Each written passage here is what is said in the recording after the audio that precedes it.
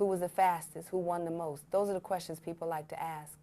For a long time, I believed the answers were right there in front of us. You look at the clock, you look at the medals, and you think that tells the whole story.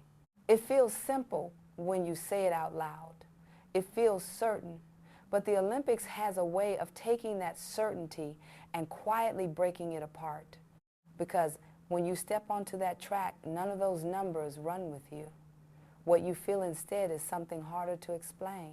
You feel the presence of the athlete next to you, the way their rhythm starts to interfere with yours, the way a race you've run 1,000 times suddenly doesn't belong to you anymore. You can be the fastest in the world and still feel like you're the one trying to catch up. That's what people don't see when they watch from the outside. They see who wins. I remember who changed me. The ones I still think about aren't always the names people expect. Some of them stood beside me in Rome close enough that I could feel every step they took. Some had already shaped the sport before I ever arrived, setting a standard I had no choice but to chase. And some came after running in a way that made it clear the race was already becoming something new. When I look back now, there are 5 names that stay with me, not because of what they won, but because of what they forced me to become every time I stepped onto the track. Let me start with Dorothy Heyman. We weren't friends. In the Olympics, you don't really have time for that. You notice people, you study them, you feel them in the race, but you don't build anything beyond that. And with Dorothy, it was always that feeling of presence without noise. She wasn't the loudest name coming into Rome. She wasn't the one people circled first when they talked about favorites. But she was always there, and after a while, you start to understand what that really means. When she stepped onto the track, nothing about her felt rushed. Some athletes come in with tension, like they're trying to force the race into something. She didn't do that. She stayed in her lane, in her rhythm, and that rhythm didn't break. That's what made her different. You couldn't shake her. You couldn't disrupt her timing because she didn't give you anything to work with. The problem started once the race settled. My start was strong. It always had to be. I knew that if I got out clean, I could control the race early. And in that final at the 1,960 Summer Olympics, I did exactly that. I felt the track under me, smooth, familiar. I felt the separation begin. That's the moment you look for as a sprinter. That small space where you know you're ahead. But with Dorothy, that space never felt real. I could feel her there, not fading, not forcing, just staying close enough that you couldn't relax into your stride. And that changes everything, because sprinting at that level isn't just about running fast. It's about knowing when you can settle, when you can trust your own rhythm. She didn't let you have that moment, not even for a second. What made her difficult wasn't raw speed. It wasn't power. It was the absence of mistakes. Every step looked the same. Every phase of her race connected cleanly into the next, no hesitation. No panics. And when you're next to someone like that, you start to feel like you're the one making errors even when you're not. I remember the middle of that race more than the finish. That's where it stayed with me. That stretch where you're no longer accelerating, but you haven't crossed the line yet. That's where races are decided. And in that moment, I realized I couldn't afford anything extra. No wasted movement. No shift in focus, because she was right there waiting for it. That's the kind of pressure people don't talk about. It's quiet. It doesn't show up in times or records, but it sits on you the entire race. I won that day. People remember that part. They remember the time, the medal, the image. But what I remember is how close everything felt, even when it didn't look that way from the outside. Dorothy Heyman didn't beat you by overwhelming you. She made sure you never felt in control. And when a race takes that away from you, even for a moment, you don't forget it. But she wasn't the only one. There was also Heiny, and she was a very different kind of problem. With Dorothy, you felt the pressure from the beginning. With Judah, it came later, and that made it harder to read. Early in the race, everything could feel exactly the way you wanted it to. Your start is clean, your stride opens up, and for a moment it feels like you're in control of the rhythm again. That's a dangerous feeling, because it can convince you the race is already yours. Judah didn't take the race from you at the start. She waited. When she stepped onto the track, there wasn't a lot of movement, not a lot of wasted energy. She carried herself like someone who understood timing more than anything else, not just her own, but yours. She knew when the race would begin to change, and she stayed patient long enough to meet you right at that moment. The problem with her started after the first phase. Once the acceleration settles and you move into that long stretch where everything has to hold together, that's where she became dangerous. Her top-end speed wasn't just fast, it was controlled. She didn't chase the race early, she let it come to her, and by the time you realized she was there, you were already committed to your stride. I remember the 200 meters at the 1,960 Summer Olympics. That race stays with me in a different way. The curve, the transition, the moment where you come out of it and try to carry your speed into the straight, I felt good coming off the bend. I felt like everything was where it needed to be. My rhythm was there, my body was doing what I had trained it to do, and then I felt something change. Not something you could see from the stands, not a stumble or a shift, just a presence closing in, step by step, without breaking its own pattern. That's what made it unsettling. There was no panic in her race, no sudden surge that you could react to, just a steady, controlled closing that forced you to hold everything together longer than you wanted to. When someone runs like that, you don't get the chance to relax into the final meters.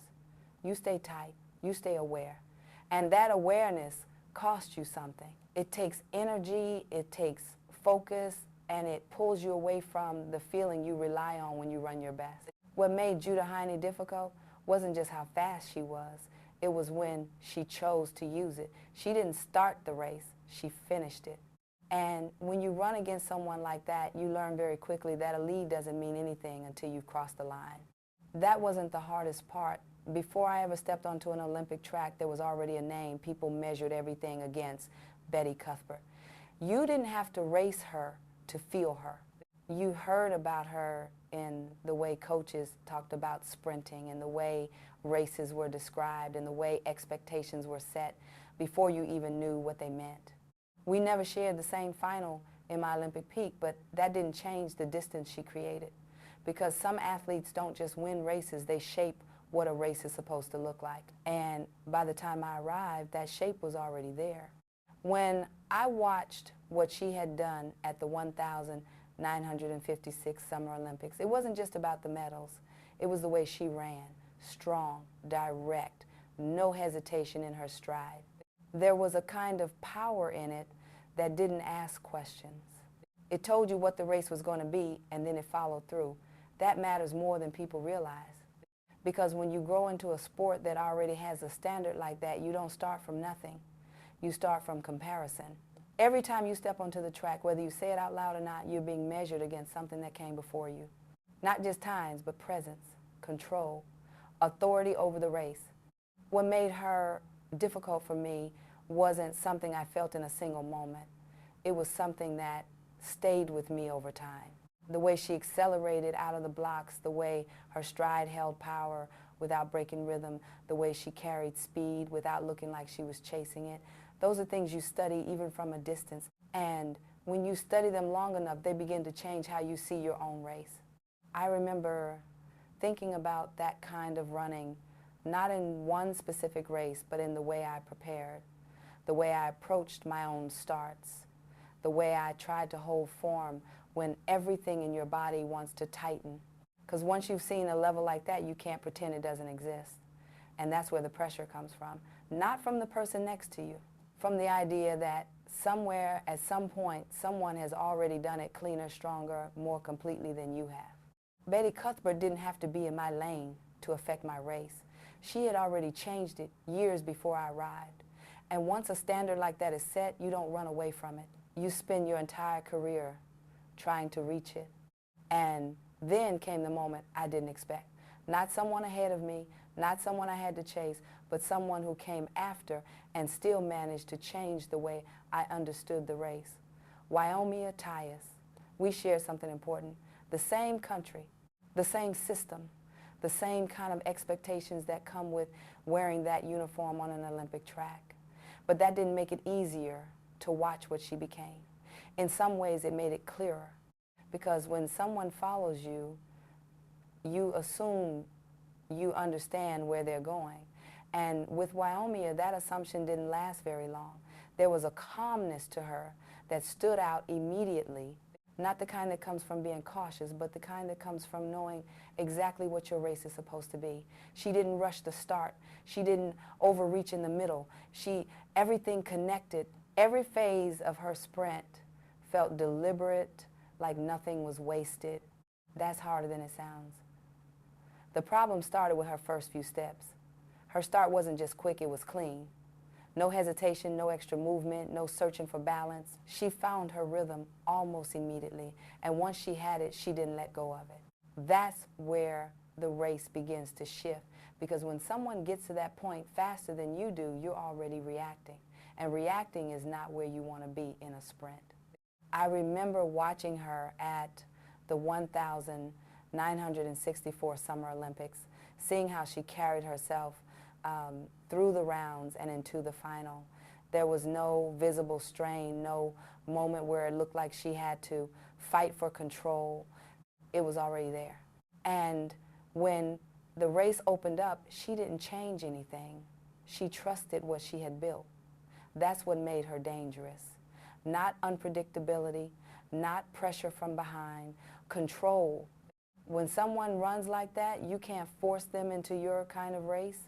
You can't disrupt them because they're not depending on anything outside themselves. Every step is already accounted for. Every movement already belongs to them. And that's when you realize something has changed. The race isn't the same anymore. What you learned, what worked for you, what defined your own success, it's still there, but it's no longer enough on its own because someone else has taken it, refined it, and pushed it further than you ever had to. Wyomia Tyus didn't take anything away from me directly. She showed me where it was going. And once you see that, you understand that greatness doesn't stay in one place. It keeps moving whether you're ready for it or not. And then I saw something I couldn't step into anymore, Evelyn Ashford. By the time she came into her own, my races were already behind me. I wasn't on the line next to her. I wasn't feeling her stride from the next lane. But that didn't mean I couldn't recognize what I was looking at. Some things don't need to be experienced directly. You see them once and you understand. At first it was the start. It looked different, sharper, more immediate. There was no feeling of building into the race the way we had done it. No gradual unfolding of speed. With her, it was there almost instantly. The race felt shorter even before it was over. That's what caught my attention. Not just how fast she was, but how quickly she got there. And once she reached that speed, she didn't lose it. That's where it became something else. Her stride didn't stretch in the same way I was used to seeing. It stayed compact, controlled, but explosive. Every step pushed forward with intent, not just rhythm. It wasn't about settling into the race. It was about taking it early and refusing to give anything back. That kind of running forces everyone else to adjust whether they realize it or not. I remember watching her at the 1,984 Summer Olympics. By then, the sport had already evolved, but what she did made that evolution impossible to ignore. The way she handled the rounds, the way she carried that speed into the final, it all felt like the next version of something I had once known. And that's when it becomes clear. The race doesn't belong to one era. It keeps moving forward, shaped by people who come in and take what was there before them, then strip it down and rebuild it in their own way. And when that happens, you don't compare it. You recognize it. What made Evelyn Ashford great wasn't just her speed. It was how early she took control of the race and how little she gave back once she had it. Watching her, I understood something I hadn't fully accepted before. You can define your moment, but you don't define what comes after. And when the sport moves on like that, clean and undeniable, you don't feel replaced. You feel the distance. The distance between what you were and what it has already become. Looking back now, people still ask the same questions. Who was the fastest? Who had the most medals? Who belongs at the top? And I understand why those questions matter, because from the outside, that's how you make sense of a race that only lasts a few seconds. But that's never how it felt to me. Because When I think about those years, I don't see a list. I see moments. I see the line, the silence before the gun, the feeling in your body when you realize the race isn't unfolding the way you expected. And more than anything, I remember the names that forced those moments to happen. Each of them brought something different. Dorothy Heyman never gave you space to breathe, and that kind of pressure stays with you longer than any result. Judah Heiny taught you that a race isn't decided at the start, no matter how strong you feel in those first steps. Betty Cuthbert was already there before I arrived, shaping the standard in ways you couldn't ignore, even from a distance. Wyoming Atiyah showed me how the race could evolve, how precision and control could take something familiar and push it further. And Evelyn Ashford made it clear that the future doesn't wait for anyone, no matter what you've already done. That's what the Olympics gave me. Not just victories, not just records, but clarity, the understanding that greatness isn't one thing you can point to. It changes, it moves. And if you stay in it long enough, you realize you're not just chasing the finish line. You're chasing what the race is becoming. And sometimes, for a few seconds, you get close enough to feel it. That's what I remember.